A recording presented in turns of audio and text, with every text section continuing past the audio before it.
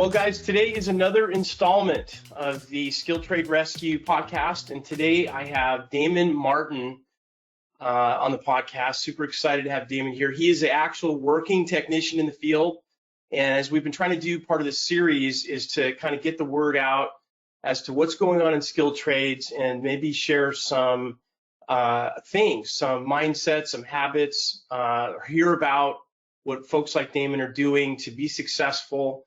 And I'm hoping to inspire those of you who maybe not be destined to go to college or maybe have gone to college and looking for something more hands-on. So I'm trying to serve the market out there and hear from real people rather than me sitting here and prognosticating about how great skilled trades are. So Damon, welcome to the show today, man. Thank you. Hey, that's awesome. So you are, give us a kind of a little bio on the company you're with and what you're doing and how long you've been in the skilled trades, and just share with the audience a little bit about your history. Okay. Well, I've been doing heating and air conditioning for give or take 22 years now. I got started actually in the military, served in the Marine Corps. My MOS was 1161, which was basic refrigeration mechanic. Okay. It basically instilled a desire to succeed, a desire to move. It's my military time is the reason why I have the demeanor that I have, where my job is concerned. Now, where my job is concerned, I work for a company named Storage Services out of Shreveport, Louisiana. I work remotely out of well, basically from my house in Brownsboro, Texas. I've been with Store for 13 years and some months. What else? I do everything from chiller work, boilers, air handlers, VAS systems.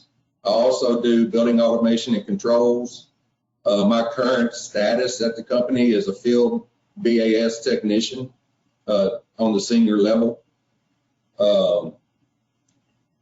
I found in my career that if you have the mindset of, I'm going to go into heating and air conditioning and I'm just going to work, say, residential, or I'm just going to specialize in one aspect of the trade, you're not going to get very far. At least with the heating and air trade, and I'm sure it applies to other trades, but if you have the mindset of limiting yourself, you're going to limit yourself in more than one way. Mm-hmm.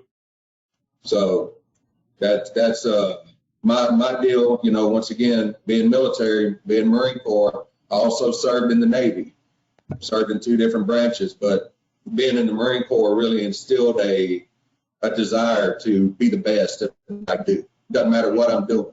Right. I'm going to be the best at it.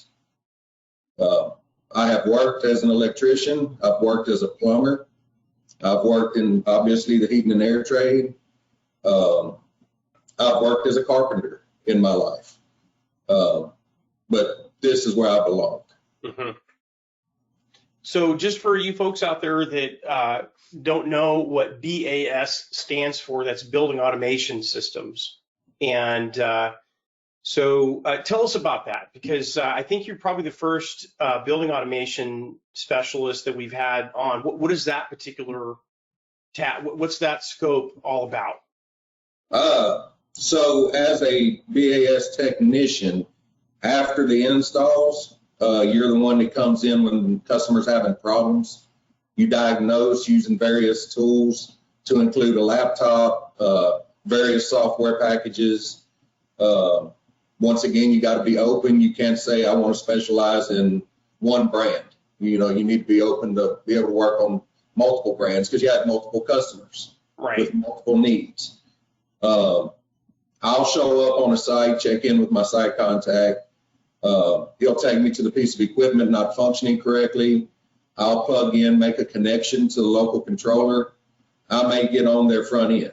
It just depends on what the problem is. And I've been doing it so long that I can generally, right off the bat, know where I need to be. And then I go through programming. I go through points. I look for faults, alarms. And then, because I also have the mechanical background, then I turn to and start diagnosing the actual, say, air handler or the actual chiller. Right. But that's a generalized scope of what I do. Right now, 98% of my work is with one of our largest clients. And I'm pretty much here all the time at this point, because they just, it's a big building with a whole lot of moving parts, and they need somebody that can help their maintenance people keep everything running smoothly. Right. Yeah. So, that's really interesting, because this is a key thing that I want guys to know out there is back in the day, very few pieces of equipment were processor controlled by basically mini computers. And over the last, I don't know, what do you say, Damon, decade or so, we're seeing the proliferation of processor control in all kinds of aspects of the trades in general, but especially in the HVAC business. Exactly. Now where we've got technology right now that would blow your mind. Right. I'm able to turn on and off water fountains for customers if they want. Right. So you work for a service contractor, but your assignment is one particular customer. So you're sort of like an extension of your customer's facilities department, right? I wouldn't say that, because I do still work for multiple customers. Okay. Multiple different locations. It's just that this particular customer needs me the most. Okay. Right now, they're going through a transition, and I'm here to help them through that. Right. Hey guys, quick announcement. If you have not stopped into our website at skilledtradesrescue.com, please do that. On the home page here, you will see that we have the Join the Movement email list. If you haven't signed up, please consider doing that. We have some amazing guests lined up for the podcast. I'm going to be getting the stories out of successful technicians and business owners in skilled trades. These are not just HVAC people. These are going to be from across the skilled trade spectrum. And my hope is that I'm going to be able to draw out of these people the things that have worked in their careers amazingly well, and the things that if they had a chance to talk to their younger self, what they would tell them not to do. So I want to share all that stuff with you. And if you sign up, you're going to be the first to know when we drop those new podcast episodes. Also, coming soon, we have the BEST workshop. It's a 5-day automated email workshop. However, you're going to give content to us through that workshop. You're going to get one-on-one feedback from our instructors, and we're looking to better your career. I've been teaching the BEST process for many, many years, about 2 decades, one-on-one, and I'm going to be trying to do that to the masses through this workshop. It's totally free. All you got to do is sign up, and as soon as you do that, you'll get alerts on your email as soon as these new podcasts come in, as well as the BEST workshop. So if you check it out, I will put a link to the website on the show notes for this episode today. So check it out. Okay. And that, that's another thing too, is that if you get, obviously you're there at that particular customer, it sounds like you're their primary guy, right? From your company at that, yeah. And that's actually a key thing, because if key customers for the contractor that you're working with get the idea that you really know what you're doing, you could get assigned projects like that. So you get you develop a relationship with this customer at a much higher level than a typical technician, right? Oh, yes. Yeah. My relationship with this particular customer is very strong. Right. And he believes in me. He's never questioned me, except for when we first met and started working together. Right. He had questions. Now, if I tell him, he's just like, go with it. Let's get it fixed. That's a great place to be, man. It really is. Well, cool. So tell me about one of your biggest success stories, like something that really that you're really proud of that has occurred, or that you've done as part of your HVAC skilled trades journey? Something that pops to mind. Yeah, about 7 years ago, I was sent to southern Louisiana to do an overhaul on a 1982 model Train CVHB chiller, also known as a two-wheeler. Right. I had never even seen one, never performed a maintenance on one, but I was at that point in time the only one qualified to do that. Uh-huh. We had a big, thing, and the guy who was supposed to do it took vacation, so they sent me. I get down there, my boss shows up to give me a quick rundown of how this machine works. Keeping in mind, it hadn't even been upgraded to DDC controls. It was still running pneumatics. Yep. So it was all new to me. At the end of the day, I completed the overhaul. The customer said the chiller had never run that smooth. And now they look at us they've got 2 more of them, and they don't want to change them out. These chillers are on the 22nd story of this building, so they don't want to do a change out. They want to keep the ones they have running, and they trust us to keep them running. That must have made you feel good, man. It did. Yeah. Now, what do you declare an overhaul? Did you tear down the compressors and just completely go through this thing? Roughly what was the scope of this overhaul that you did? This particular one actually had a wider scope than what our normal overhaul process was at the time. Right. So we opened both the evaporator and condenser barrels, cleaned the tubes, got eddy current out there to do eddy current testing. We did tear down both stages of the compressor. We took it down all the way from the evaporator to the condenser. The whole compressor assembly come apart. We ended up having to replace some gaskets inside of the actual motor as part of this overhaul. And then the rebuild, clean everything up, immaculate. Like painters say, half the work is in the prep, or 3/4 of your work is in the prep. Yeah. So we spent a few days just cleaning flanges, getting everything ready to go back together. We broke 23 bolts taking it apart, so those all had to be drilled and retapped. Ooh. Yeah, it was the machine hadn't been overhauled since 1993, and I think this was 2016 when. Wow. So you could still find parts for those things, huh? Yes. Oh, it's wow. Pretty standard gasket sets. Well, there are differences, but Train keeps that old stuff because they know they still have the chillers out in the field. Yeah, that's good. Now, what were they using this chiller for, Damon? Was it comfort cooling? Yeah. Okay. Are you doing much stuff with process chillers, or is it mostly nowadays? Are you doing much with process, or is it mostly comfort stuff? Well, mostly comfort stuff nowadays, but I just moved to Texas 3 years ago. And prior to that, I lived in Louisiana, and one of my main customers there was actually up in Arkansas, and he had process cooling. They made aerospace foams. Oh, wow. Okay. So they were running, their loop temperature was -11 Celsius. Wow.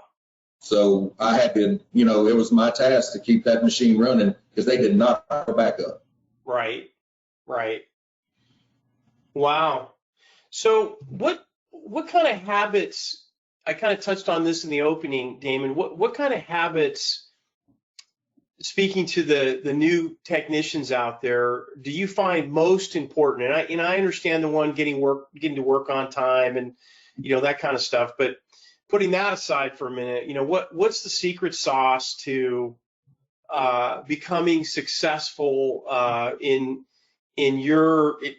skilled trades in general? Like what's your key things that you have found that have served you well and have really contributed to your advancement in your career? What types of things are that? One thing would be just keeping an open mind. Don't ever say, I only want to do this. Right. You want to know everything about your trade. Right. You have to be open to moving from department to department as needed by your company, of course, and in some cases begging for it. Mm-hmm. I want to learn this. I got to learn that. Mm-hmm. Okay. That mentality will get you far. I trained many a young guy, or young in the trade, I should say. I've got one with me today that I'm training. These two guys really impress me. They're never late, and I hate harping on that because that's like real low on my priority list. Mm-hmm. But never late. They always asking me questions. I can't stand working with a new guy and him not asking me not one question about what we're doing or why, because that just shows me he doesn't really want to learn it. Right. And right. At that point you start wondering if you're wasting your time. Mm-hmm. So these guys are constantly asking me questions, which constantly has me thinking, and even kind of double guessing myself from time to time. So that a lot of it is mentality. You got to have the right mentality. Hey guys, I have an exciting announcement. We just recently made some updates to our 3 most popular online courses at processchilleracademy.com. If you're a technician that's looking to improve your skills a little bit, maybe get some specialized training to give more value to your customers and your employer, or if you are an employer, a contractor that is looking to augment your existing in-house training with online training that can be accessible from any device, this is a really great opportunity. Just go to processchilleracademy.com, just scroll down on the homepage and you will see the course area. If you go into the course page, you will see that we are currently, for a limited time, we have a promo code of Chiller Pro that will save you 25% on any one of these courses. So I hope you check it out, and I'm looking forward to seeing you in class. That would be my biggest one. Be open. Are you training a lot of guys these days? So you say you're training 2 now. Is that something that your boss is leaning on you to bring up these new guys? They not really. It's just that this job that I'm on, there's so much to it that I couldn't do it by myself. Right. They had to send help. And when they do that, they want to send like the apprentices or the junior technicians to be help for a senior. They're not going to send 2 senior guys on one job. That's a waste of time. But in the process, I take it upon myself to pass on my knowledge to them. That's so good, Damon. That is, and it's really interesting. You touched on this. Whenever you get in a situation, I found this when you have people just hammering you with questions, which is very motivational for, especially if you have a heart of a teacher, which it seems like you do. It makes you smarter, right? Because you have to explain things, and by verbalizing things that you already know and having to share with these guys, it keeps you sharp. Have you noticed that? Yes. Yeah, I taught myself a bunch just by explaining through a process. Right. And I've learned that my best teaching style is when I'm working on a chiller and it's like a one-man thing, I'm sitting there constantly talking to myself so he hears me. Right. And that's a good walking myself through the process. Right. With, he's picking up on this.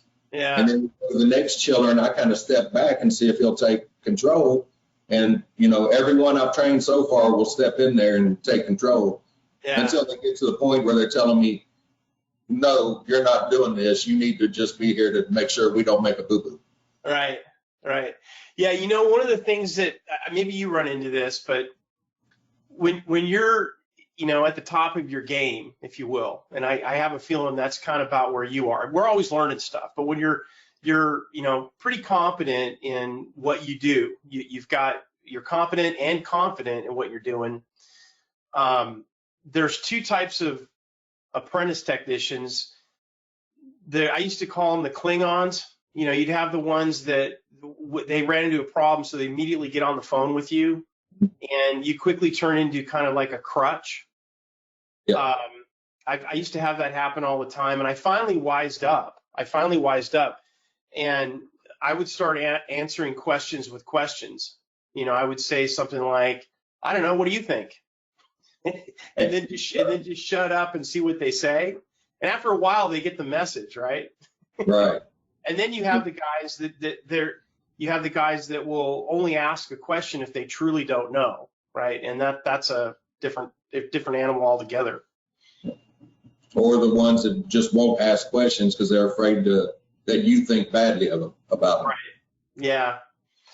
Yeah. You really have to play to the crowd, man. When you're teaching guys, that's awesome. So what's the labor market like out there in Texas now? So, now that the pandemic is winding down or whatever it is, did you guys see any slowdown through the pandemic as far as job opportunities and stuff, or did it stay pretty? You guys are essential workers and you guys got your hours in. Yeah, it pretty much stayed pretty level, but then afterwards, after that initial big scare that everybody was going to die, at least for our trade, the workload was huge. Right. We actually had to go on a hiring spree to get more people. Yeah. Because they did go, some odd months without calling us, or not calling us, but without doing the essential maintenances. They would call if they had something go down. Right. But most of our customers have stuff breaking on a daily basis. Right. And that's unfortunate, but it keeps us busy. Mm-hmm. Yeah, that's what I'm hearing nationally, Damon, is that everybody stayed busy because in general in the trades, doesn't matter what trade it is, any skilled trade, especially if you're at the top of your game, everybody remained busy throughout the pandemic. And then once the pandemic started to subside, you're right, there was a lot of deferred maintenance stuff that, because there just wasn't enough people in the buildings, right? So, as soon as things started getting back to normal again, the workload just skyrocketed. So, everybody that I know is super, super busy right now, and they just can't get enough hands to man the ship, right? Well, I know we get an applied labor report. We get to see it every month. Breaks it down by area and by technician. Mm-hmm. And I can't remember what mine was the last time I saw it, but this thing includes when you take PTO time that goes against unapplied labor hours. Right. But I'm still staying in the 90 percentile area of applied time. Wow. So let's say you get somebody who's, decided to go into the trades and, maybe they go and get a certificate course or, they get some basic education about refrigeration. Are they going to get snapped up pretty quickly? Is there high likelihood that person's going to get employed? Oh, yes, for sure. Okay. Well, we're always hiring.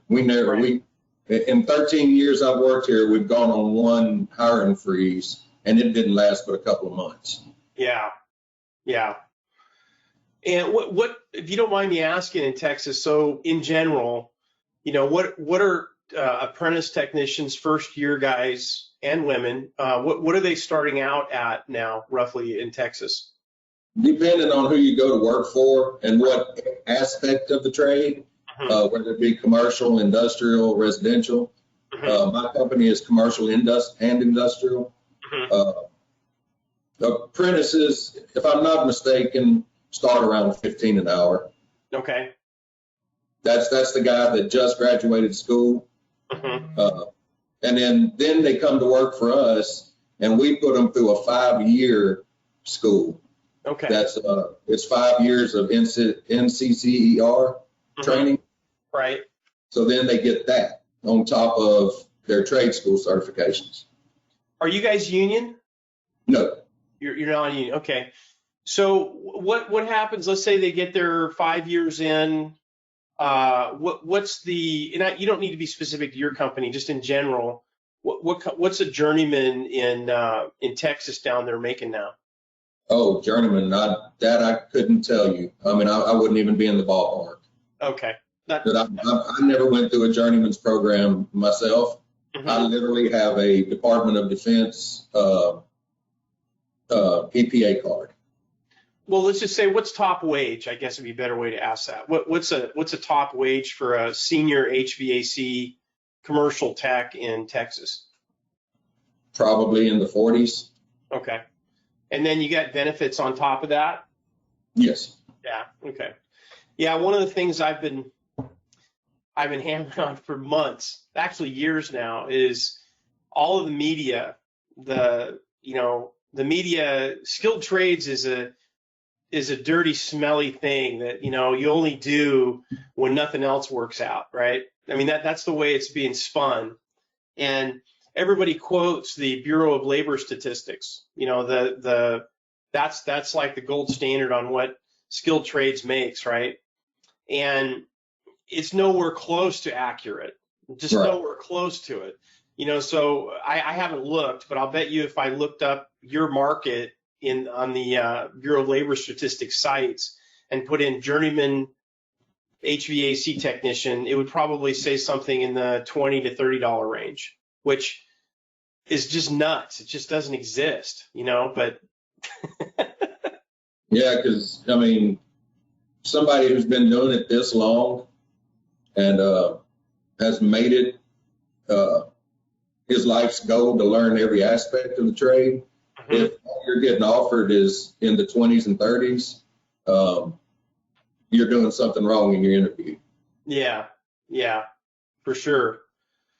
Well, very cool. So what do you think that we need to do as an industry to attract new talent? Because, you're looking at me, I'm an old, gray-haired dude, and, mine's not exactly brown anymore.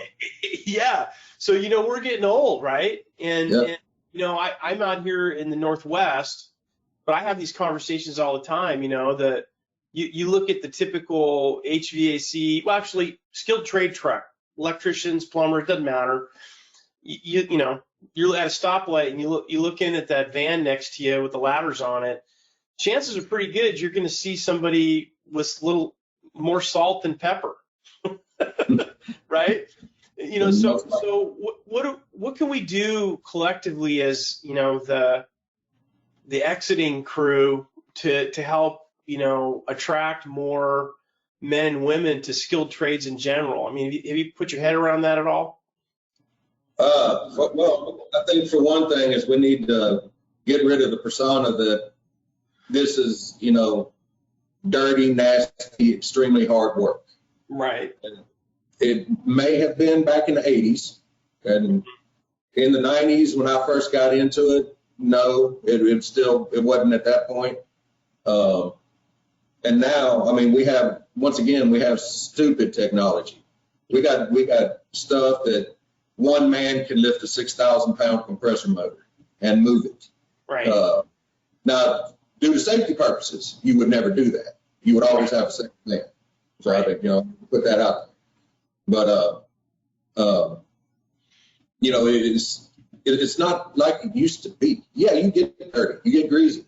You have soap, you have water. So we got to get rid of the idea that it's just hard, grueling work with no pay. Mm-hmm. And no thanks.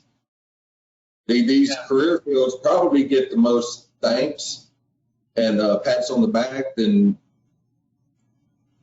any other kind of industry. Yeah. It's just they like my bosses. I mean, I got out and drove in the snow to go take care of a customer. Keeping in mind, it don't snow in Texas very often, so people here don't know how to drive on it. But I went and took care of the customer, and they give me a Exceed the Need award for it. Right. So I guess more of the advertising. You always see lawyer offices and doctors' offices and whatever on billboards, but you never see Joe Schmo's Electrical or, Martin's Heating and Air. You don't see that so much. Yeah, you're right. You're right. Well, the college program, because down here, a lot of people are actually getting associate's degrees in heating and air conditioning technology. Through the community colleges? Yes. Through the community colleges. And, bringing that up as well, me personally, I have 2 college degrees. I have an associate's in IT and a bachelor's in business. Wow. But you see what I'm doing for my living. Yeah, that's interesting. So did you do that right out of the military? You use your GI Bill to go back to college? I waited 6 years. I got injured in 03 and got sent home. And I waited until 2009 just to make sure I had the right mindset to devote to college. Mm-hmm. And then I started. And three years later, I graduated with my bachelor's. That's so fascinating. So I want to hear about that. So you have a degree, a college degree. Obviously, you hit a crossroads somewhere. What made you go into the trades versus? Well, I'm sure you can apply some of your college to what you're doing now, but what made you go into the trades versus like a white collar thing that you could have done with that degree? Well, I was actually working for my current company before I even began college. Oh, okay. I started Restore in January of 09, and I started school in towards the end of 09. Mm-hmm. So I was already working here, and I had already built a respect for the owner, who's since passed away.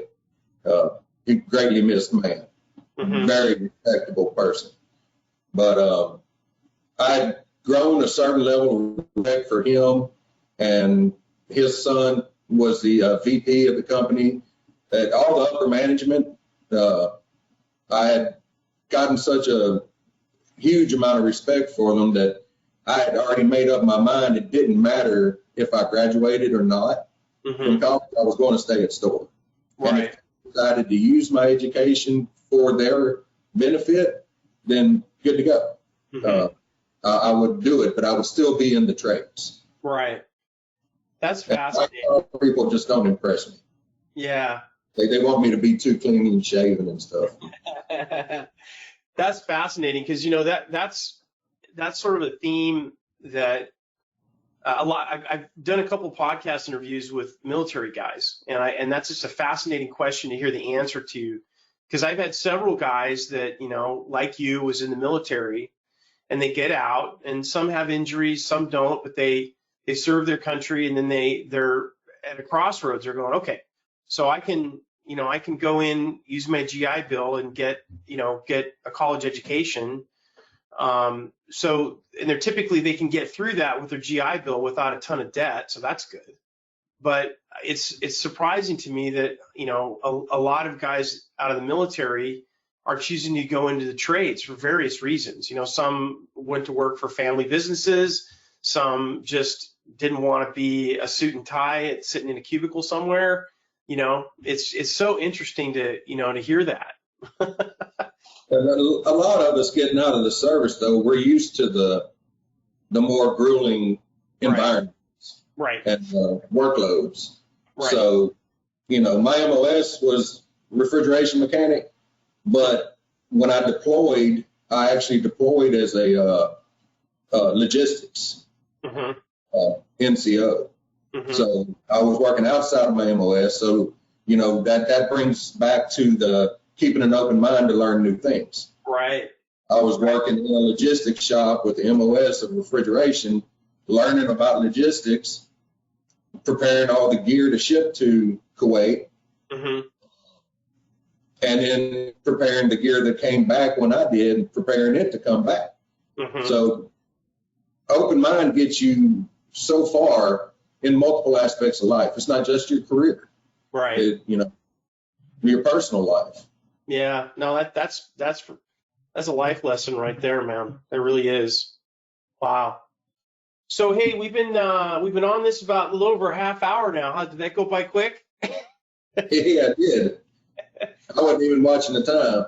Yeah. Hey, so it's totally okay if you don't want to, but if we have a newbie, somebody out there that's thinking about getting into skilled trades, wants to send you a quick email, would it be okay for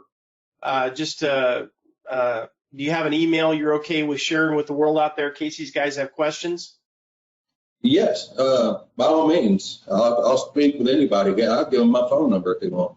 No, that's not. No, you don't want to do that. Not on here, but if the email person want to talk. Yeah.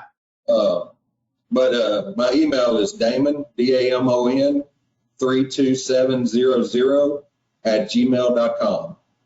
Awesome. That's great. Yeah, that'd be cool. I appreciate you sharing that. It'll go out there and we need more guys like you that are willing to get on and share their adventures. It sounds like you're living the dream, dude. Very much. Yeah. How you liking Texas? Love it. Wife and I had actually been talking about moving over here since about 2012 maybe. Well, I just still had a bunch of family left in Louisiana and didn't really want to get away from them. Yeah. So soon after coming home. So we didn't. We just kept putting it off. And then when my mother passed away, that was it. It was time. Yeah. And that was 2013, and we moved over. We ended up moving in 19. Mm-hmm. Well, that's awesome, man. All right. Well, thanks for joining us, Damon. I'm going to go ahead and actually, before we go, any final parting words for the next generation out there? Just parting words? Just give it your all. You can try and fail. That's perfectly okay. It's not trying that's the bad thing that gets you in trouble. So that is it. I hope you enjoyed this episode. I very much look forward to continuing to connect with you. Please don't hesitate to send me messages on LinkedIn. I'm on there all the time. Or you can reach out to me on my email. I'm at mking@processtooleracademy.com. And until next week, when I give you the next installment, I wish you a great week, and I will connect up with you again soon. Take care now. Bye-bye.